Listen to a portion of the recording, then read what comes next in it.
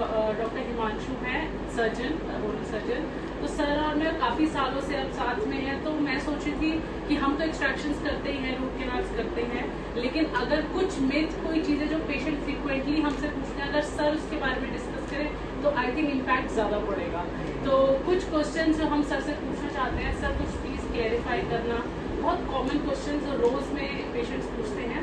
तो सबसे पहला ये है कि जैसे थर्ड मोलर है, मेनली मुझे अकल दाढ़ के बारे में बात करनी है। बहुत पेशेंट्स कहते हैं कि हम निकलवाएं कि नहीं निकलवाएं, कब निकलवाएं, क्या पेन का इंतजार करें या नहीं करें, तो थोड़ा सा आप एक बार बता दीजिए। इसके अंदर ना 2 थ्योरीज हैं हम जो डील करते हैं। एक तो ये थ्योरी दी गई है कि जैसे थर्ड मोलर आपको आए तो आप उसे प्रोफाइलेक्टली भी निकाल सकते हैं। इसका मतलब अगर वो तंग नहीं भी कर रहा है तो आप उसको पहले भी निकाल सकते हैं, उसमें कोई बुराई नहीं है, ठीक है। और जब आपको जिस दिन वो पहली बार तंग करना शुरू कर दे, you must visit your dentist, ठीक है। और अगर वो एडवाइस कर दे कि वो कर दे और निकालना चाहिए तो आपको निकाल दीजिए, क्योंकि हमें बेसिकली थर्ड मोलर जो है वो 7 को अफेक्ट करते हैं। 7 इज अ मेन दांत, जो आगे वाला दांत है, जो खाने वाला दांत है, उसको अफेक्ट करता है। हमारा मेन एम है उसको बचाना ऐसे भी करके। तो इसलिए हम थर्ड मोलर्स को आप पहले भी निकलवा सकते हो। बहुत अच्छा है कि जैसे निकल रहा है आप 18, 19, 20 में पहले भी निकलवा सकते हो। और अगर जब तंग कर रहा है तो इमीडिएटली निकलवा दीजिए, क्योंकि ये हमारे जो एक्स्ट्रा दांत है, ये हमारी किसी भी फंक्शन में काम आता है। तो थर्ड मोलर जस्ट लाइक कि आपका एक्स्ट्रा निकलवा दीजिए। तो दूसरी बात ये है कि सर पेशेंट्स पूछते हैं कि हम जब दांत निकलवाए तो दर्द होगा, नहीं होगा, या उसके बाद होगा, तो थोड़ा दर्द के बारे में और स्वेलिंग के बारे में बता दीजिए। और थर्ड मोलर एक्सट्रैक्शंस के ना डिफिकल्टीज लेवल है, मतलब इसको हम आउट ऑफ 10 डिफिकल्टी लेवल से मेजर करते हैं। इसको बोलते हैं मॉक असेसमेंट। तो अब जितना डिफिकल्ट वो होगा उसी हिसाब से उतना पेन और स्वेलिंग आएगा, क्योंकि उसको निकालना उतना डिफिकल्ट होगा। उसमें हमें अपना फ्लैप भी रेज करना पड़ेगा, हमें बोन कटर करना पड़ेगा। तो वो डिपेंड करता है कि आपकी किस कंडीशन में कहाँ फंसा हुआ है, वो कितना लेवल पे, बोन लेवल पे है या बोन लेवल के नीचे है या सॉफ्ट टिश्यू के लेवल पे, उसके हिसाब से पेन और स्वेलिंग बढ़ती है। और हर किसी पेशेंट के अलग अलग कंडीशंस में स्वेलिंग पर डिपेंड करता है। किसी पेशेंट्स में आप मानोगे नहीं, मैंने एक्सटेंसिव सर्जरी करी है and he doesn't need even a pain killer after that. अच्छा। बॉडी रिस्पांस होता है, मतलब कईयों की बहुत ज्यादा अच्छी इम्यूनिटी होती है तो उसमें ज्यादा स्वेलिंग आती है, कईयों की इम्यूनिटी बहुत कम होती है तो उसमें कम स्वेलिंग होती है। तो डिपेंड करता है पर्सन टू पर्सन। ठीक है।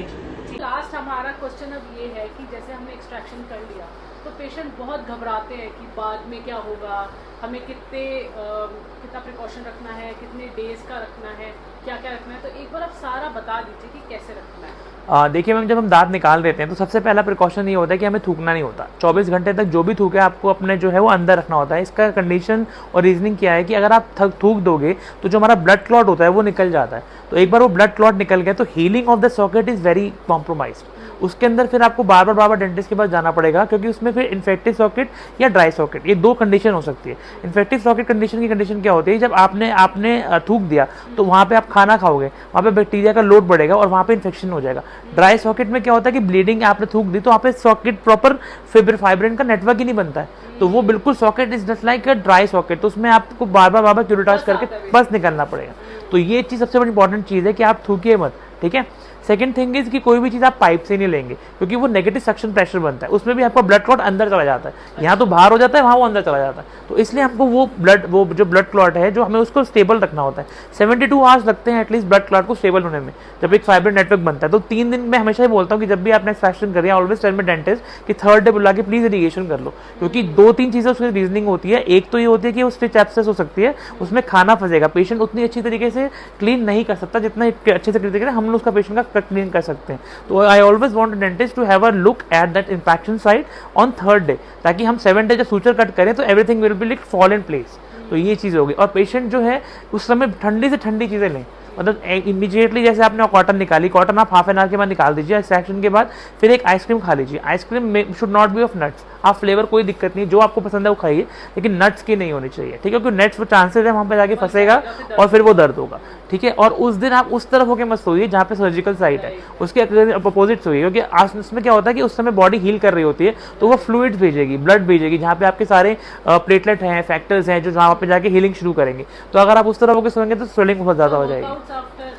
Yes, you should not workout, बिल्कुल भी नहीं। उस समय आप सिर्फ वॉकिंग के लिए अलाउ करता हूँ, और वॉकिंग के अलावा कुछ नहीं। फिर 2 days, I think maximum 2 days. उसमें होता क्या है कि आपकी फेशियल मसल जो है वो कॉन्ट्रैक्ट करती है, और वैसे कंस्ट्रक्शन के द्वारा आपके सूचर्स खुल सकते हैं। सूचर्स खुल गए तो फिर जो आपका फ्लैप जो हम लोगों ने बना के एक साथ बनाया हुआ है वो जो है वो टीयर हो सकता है। तो वो हम चाहते हैं कि प्राइमरी इंटेंशन से सेकेंडरी इंटेंशन पे ना जाए, ये चीज़ हो जाती है। और उसके बाद क्या है कि आप फिजी ड्रिंक्स को अवॉइड कीजिए, ना ही कोल्ड ड्रिंक्स ना ही कोई हार्ड ड्रिंक्स। उस समय आप क्या कर सकते हैं, अगर बहुत ज़्यादा मन कर रहा है, क्योंकि गर्मियों का सीजन जैसे भी चल रहा है, तो आप दूध दही छाछ लस्सी ले सकते हैं। हाँ ये ठंडा है, लेकिन आप ठंडे में फिश चीज़ मत लीजिए, क्योंकि वो फिर वहीं पे जाके उसको जो है वो हीलिंग को कॉम्प्रोमाइज़ कर देता है। तो ये कुछ प्रिकॉशंस है, स्प्लिटिंग ना करें, ठीक है, कोई भी चीज़ पाइप से ना लें, ठंडी चीज़ें लें, गर्म चीज़ें अवॉइड करें। तो गर्म चीज़ों से मैम क्या होता है, वेसोडाइलेशन ऑफ आर्टरीज हो जाती हैं, जिसकी वजह से ब्लीडिंग ज़्यादा होने के चांसेस रहते हैं। और मैम एक और चीज़ मैंने देखी है, वो ये चीज़ देखी है कि क्या होता है ना कि जब हम कॉटन निकालते हैं तो पेशेंट ना जब थूकता है, गलती से थूक भी देता है, तो वो क्या होता है, हम ब्लड का जो हल्का सा क्लॉट होता है ना, वो टेंस स्लाइवा बन के बड़ा हो जाता है, तो पेशेंट घबरा जाता है, ये तो बहुत सारी ब्लीडिंग हो गई, और फिर उसको वो और स्पिट करने की कोशिश करता है, तो फिर वो और बढ़ जाता है। तो प्लीज़ उस समय अगर आपको ऐसा लगे, अगर नाइट है और आपको ऐसा लगे ब्लीडिंग हो रही है, तो आप उसमें वो डेंटिस्ट को नहीं जा सकते, तो आप बस एक काम कर सकते हैं कि आप ना एक टी बैग होता है घर में, हर किसी के पास टी बैग होगा, अगर टी बैग नहीं होता है तो कोई बात नहीं, कॉटन में आप टी को लगा के प्रॉपर उसको हाँ ठंडे पानी में रख के कुछ टाइम के लिए फिर आप उसको बाइट कर लीजिए, क्योंकि टी बैग में क्या होता है कि उसमें टैनिक एसिड होता है जो कि आपकी वेसो कंस्ट्रिक्शंस करवा देता है, तो उस समय तो आपका जो है वो ब्लड रुक जाएगा, फिर आप अगले दिन तुरंत डेंटिस्ट के पास जाके विजिट करें, वो आपको ऑटोमेटिकली कम कर देगा। अच्छा सर, बहुत सारे पेशेंट से घबराते हैं जी कि नहीं कि थर्ड मोलर कलर निकल आए तो स्टिचेस लगेंगे ही लगेंगे जरूर, तो हर केस में लगता है? मैम जिसमें ज़्यादा सर्जिकल एक्सट्रैक्शन है उसमें लगना चाहिए, मोस्टली 99% ऑफ द केसेस लगना चाहिए, बिकॉज उसके अंदर मैम रीजनिंग ये होती है कि आप ना खाना फंस जाएगा, अगर आप मैंडिबल निकाल रहे हैं तो there is a food lodgement there, तो अगर एक बार फूड वहाँ पे हो गया तो वो आपकी एक्सेस कर सकता है, बैक्टीरिया के लिए एक वो प्रॉपर कल्चर मीडियम हो गया जिसमें वो ग्रो कर सकते हैं, इसलिए वी मेक श्योर कि वो टाइटली पैक्ड हो, और अगर वहाँ पे हो गया तो आपके आगे वाले 7 वाले टूथ को भी वो खराब कर सकता है। तो इसलिए वी से कि स्टिचेस से आप डरिए मत, stitches is very good for you, because वो स्टिचेस जो होंगे वो आपको बेसिकली एक प्राइमरी हीलिंग देंगे, तो वो अच्छी चीज़ है स्टिचेस, इसमें आप घबराइए नहीं। Thank you so much Himanshu. Okay ma'am, my pleasure ma'am. Sure ma'am. और हम और भी कोई डाउट होगा तो आप मैसेज कर सकते हैं कमेंट सेक्शन में, तो हम और वीडियो बिल्कुल बिल्कुल बिल्कुल, we are here. And thank you so much from doctor Sakshi. Okay take care, bye bye.